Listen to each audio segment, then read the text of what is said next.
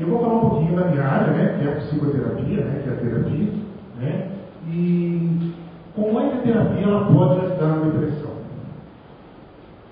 Primeira coisa, um bom profissional, ele vai acolher o indivíduo na sua dor, na sua angústia, no seu sofrimento. Vai tentar entender aquilo que a pessoa está sentindo. Isso é um processo que na psicologia, né, nos relacionamentos, a gente chama de empatia. Empatia é você tentar se colocar no lugar do outro para imaginar como é que você se sentiria se você estivesse na situação do outro. Né? E sem esse processo de empatia, com certeza nenhum profissional consegue ajudar o outro. Eu não estou falando, olha, você tem que pegar o problema do outro. Não é isso. O problema do outro é do outro, o seu é seu. Como diz minha mãe, cada um com o seu cada um. Né? Mas é importante a gente fazer esse exercício de tentar entender como é que eu estaria me sentindo se eu estivesse no lugar do outro.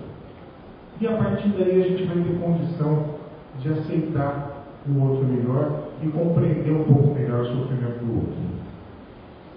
Um outro papel fundamental do psicólogo, né, que sempre vai ter que trabalhar em conjunto, é esclarecer para o paciente, esclarecer para a família o que é a depressão. Porque às vezes alguns pacientes chegam e falam assim, olha, eu estou com depressão, o médico me deu tal remédio e eu estou tomando.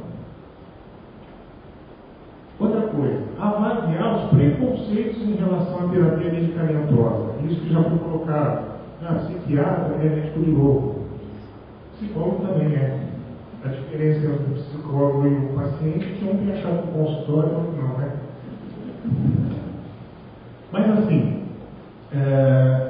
você orientando o paciente, mostrando para ele que o que é depressão, explicando, auxiliando na compreensão desses sintomas, o que precisa ser feito, e a família também, né? Isso já vai ajudar muito o paciente. A gente precisa, dentro do consultório, investigar quais as condutas que esse indivíduo tem que favorecem o surgimento dos sintomas. Né? Porque, às vezes, na grande maioria das vezes, alguns pacientes têm hábitos que acabam predispondo esse sujeito para a depressão. Né? Então, a gente tem que tentar investigar e tentar fazer com que isso venha à consciência para que, às vezes, alguns hábitos de vida sejam mudados.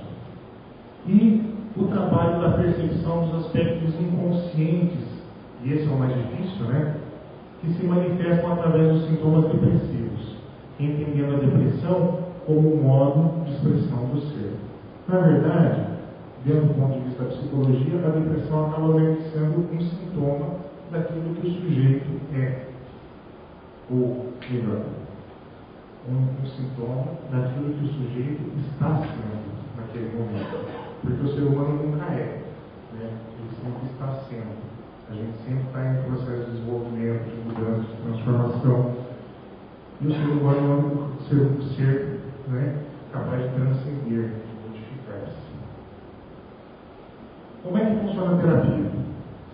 Existem várias linhas teóricas. Você já deve ter falado, o Edson elencou algumas aí, né? Você já ouviu falar de Freud?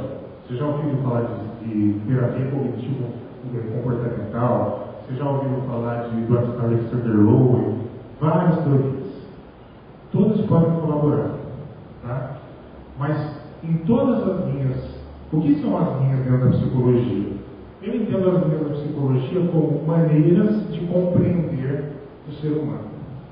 Mas em todas as linhas da psicologia, elas têm um ponto em comum, que é esse aqui, ó. O vínculo com a figura do terapeuta. Se você for um terapeuta, se você for um psicólogo, um médico, se você não for com a cara dele, não adianta.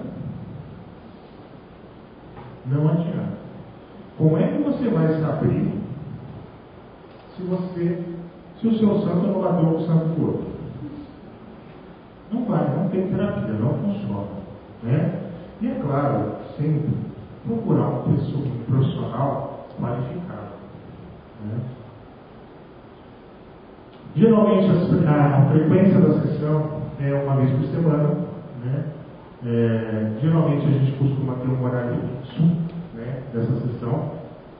E o ponto principal para o sucesso terapêutico, tanto do terapeuta quanto do paciente. Uma outra coisa que está auxiliando muito também no tratamento da depressão é a gente trabalhar com a acupuntura. Né? E a acupuntura não é que ela vai substituir a medicação, não vai substituir a psicoterapia. Na verdade, a acupuntura ela é um tratamento complementar, né, que vai auxiliar na produção dos neurotransmissores, né, que o nosso colega colocou aqui, né, e vai acabar dando para o paciente uma melhor qualidade de vida. Né? Então, uma das características, por exemplo, da acupuntura é, às vezes, alguns pacientes têm alguns efeitos colaterais com relação a algumas medicações. Né? Então, a acupuntura, por exemplo, auxilia no alívio desses efeitos colaterais da medicação e isso traz, consequentemente, uma melhoria na qualidade de vida. Bom, eu tentei trazer assim, algumas atitudes, né, que eu acho que são favoráveis para a gente evitar, né, ou combater a depressão. E assim, quando eu falo isso, né, essa receita dos meus pacientes, normalmente os pacientes adoram, mas os cônjuges não gostam muito. A principal receita que eu dou para os meus pacientes, e não só com relação à depressão, mas com relação à questão de qualidade de vida, é essa.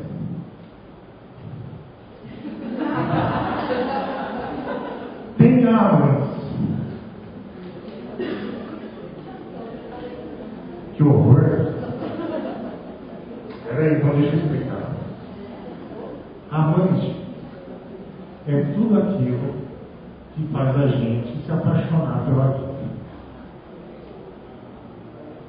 E a gente pode ter vários tipos de amantes. A gente não precisa ter um só. Né? A gente pode ter vários tipos de amantes.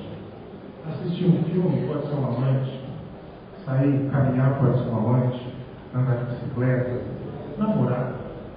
Dormir bem. Tomar um banho gostoso. Tudo isso são amantes. Né? Eu trouxe alguns aqui para vocês. Primeiro, caminho. Estudos científicos verificaram que pacientes que caminham no mínimo 3 vezes por semana, eles tiveram uma melhoria de quase 50% nos sintomas da depressão. Prefira caminhar sob o sol, os raios solares incentivam a produção de serotonina, a substância que nos dá a sensação de prazer. Escute música. Ouça as suas músicas prediletas. Mas não vai escutar aquelas músicas de fossa, né? Porque isso aí bota o cara mais para baixo. Descanse. Dormir bem ajuda a aliviar o estresse, mas é importante ter equilíbrio e não dormir demais. Que esse excesso de sono pode também ser um sintoma de depressão, como a ausência dele. 8 horas por dia é mais do que suficiente. E eu queria acrescentar uma coisa aqui. Se você não está com sono, não vai para a cama. Vai fazer outra coisa. Porque você ficar deitado na sua cama, que nem bife, que você vira para cá, vira para lá, vira para cá, vira para lá, não ajuda, não resolve. Então, se você está sem sono, vai assistir televisão, vai ler um livro, vai mexer na